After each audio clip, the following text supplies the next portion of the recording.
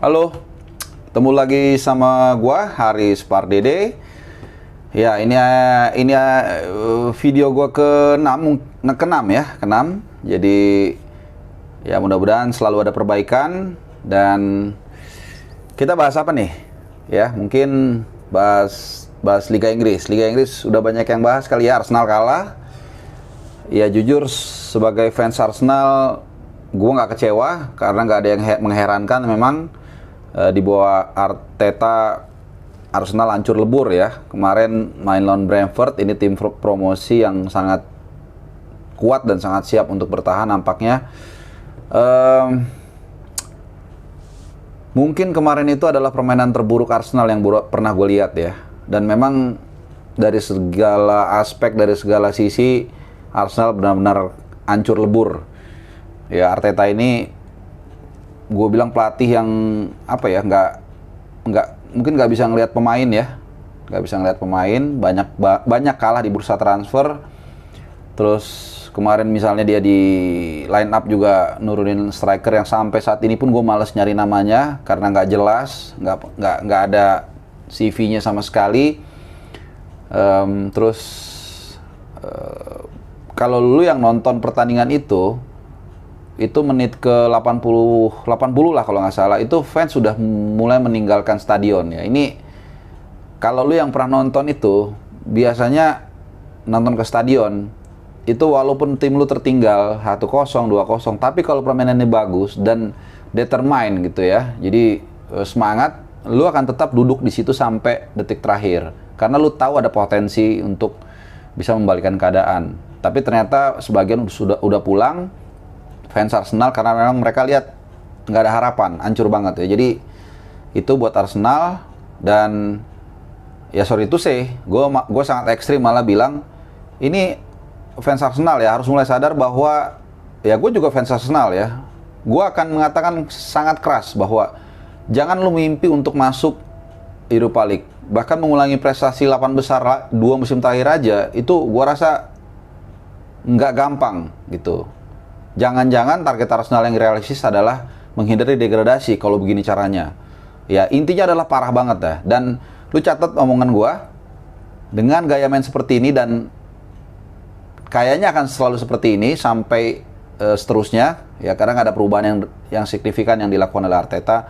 Ini 2022 Arsenal itu pelatihnya bukan Arteta ya. Artinya Arteta akan entah dipecat atau dia mundur ya, terserah. Karena memang Arteta benar-benar nggak layak untuk melatih Arsenal. Hancur lebur Arsenal. Jadi itu dari Arsenal.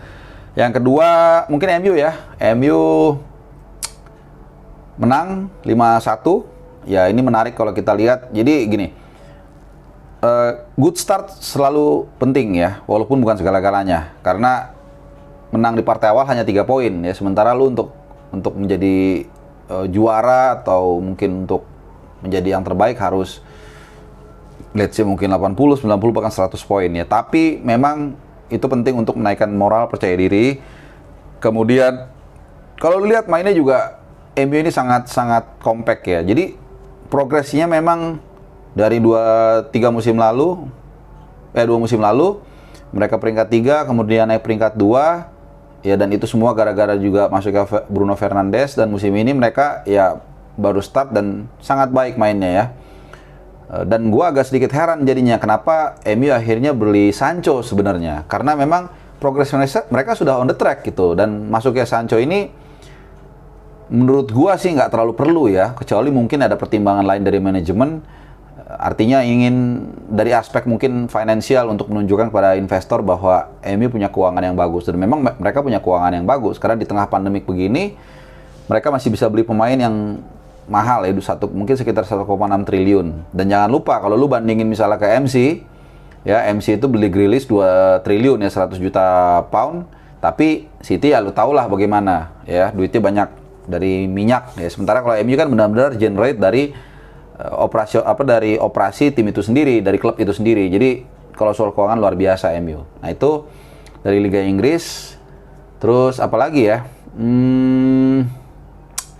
oh ya, Milan ya. Tadi gue juga, nah ini kebetulan kenapa lu mungkin ngelihat gue pakai baju gini, karena memang tadi gue baru aja siaran iNews. Jadi pertandingan pramusim ataupun pemanasan terakhir AC Milan menjelang nanti Serie A bergulir minggu depan ya. Jadi mereka menang 2-1 dan satu poin penting aja gue nggak akan lama bahasnya, yaitu memang bukan masalah ya, tapi titik sentral yang harus difokuskan Milan ini memang lini depan ya. Karena musim lalu mereka sangat struggling dengan lini depan mereka. 5 tim teratas itu termasuk Milan tuh adalah yang paling buruk mencetak golnya, yang paling seret lah gitu ya. Jadi hanya mengandalkan Ibrahimovic kalau nggak salah 15 gol sekitar segitulah. Pemain yang tahun ini akan jadi 40 tahun ya, kalau nggak salah 40 tahun tahun ini. Jadi nggak heran Milan beli Giro yang sudah 34 tahun, kemudian juga beli Dzeko dari Roma. Ya, tapi memang Giro main di 2 pertandingan terakhir cukup baik. Dia melawan Nice dia masuk sebagai pemain cadangan dan langsung mencetak gol. Lalu di pertandingan lawan Panathinaikos dia juga mencetak 2 gol dan lagi-lagi memang secara speed dari dulu kita tahu seperti apa Giro, usianya juga sudah 34 tahun, ya mungkin akan menjadi 1-2 tahun terakhir dia di permainan terbaiknya ya kalau memang iya. Tapi dari gol yang tadi malam itu kalau gue lihat memang insting inilah yang mungkin dibutuhkan Milan. Mereka menguasai pertandingan, mereka mencatat ball position yang tinggi. Di babak pertama terutama 2 peluang 2 gol Giro. Ya, begitu kedua dia ditarik keluar, Milan lebih bagus mainnya memang, menguasai juga, tapi peluang-peluang ini nggak ada yang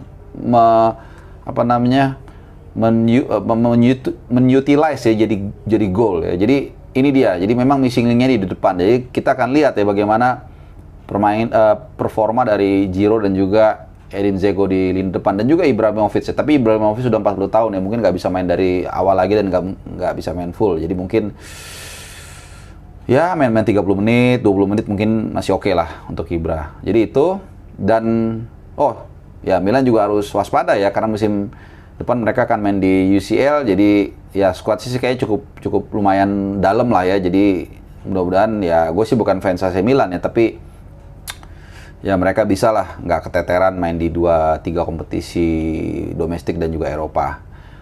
Nah itu dari sepak bola liga-liga utama Liga Eropa, dari Liga Inggris dan juga lagi dari Serie A. Terus yang lain mungkin ya gitu-gitu aja lah ya. Kalau Rikang bosen pasti bahas Messi. Jerman udah main Bundesliga dan Haaland golin. Jadi ini yang istilahnya life must go on ya, karena tadinya kan dia digadang-gadang akan ke Liga Inggris dengan harga selangit, kemudian dia akhirnya stay di Jerman dan ya so far not bad lah ya, dia golin kemarin kalau nggak salah ya. Kita lihat, gue juga nggak ngecek detail, tapi ya dia golin. Kita lihat Bundesliga nih, Haaland masih muda juga sih, kalaupun dia nggak caw sekarang nggak ada masalah, tahun depan umurnya masih oke lah gitu kan. Jadi nggak usah buru-buru juga nggak masalah gitu, karena harganya masih tinggi lah hitungannya kan. Oke, dia menang 5-2 lawan Eintracht Frankfurt ya. Jadi dia mencetak 1-2 gol ya, itu jadi 2 gol. Jadi lumayan lah untuk start awal. Nah itu dari liga Eropa. Nah sekarang kita ke Fantasy League aja dulu, Fantasik. Nah gue mau bilang sangat-sangat berterima kasih ya buat lo yang udah gabung di Liga Bung Harpa. Dari terakhir yang gue tahu itu pesertanya sangat membludak ya, sekitar 3.000-an lah kalau nggak salah, kurang lebih ya. Jadi kenapa gue bilang membludak? Karena jujur target gue di awal itu cuma 200-300 maksimum lah. Ternyata setelah gue promosiin maksimal di mana-mana di lini media sosial, ternyata pesertanya banyak dan responnya juga bagus, dan gue sangat senang banget. Dan lu udah tahu kan flyernya, hadiahnya apa aja. Nah gue di kesempatan ini akan memberikan bonus karena gue senang banget peserta yang membludak. Bonusnya apa? Karena hadiah mingguannya lu udah tahu 25.000 ya. Nah untuk khusus pekan pertama, game week pertama, hadiahnya akan gue naikin jadi 2 kali lipat, 50.000. Dan kalau ada lebih dari satu tim yang punya linear tertinggi sama, misalnya sama-sama tertingginya ada dua tim 100 poin lah misalnya, 100.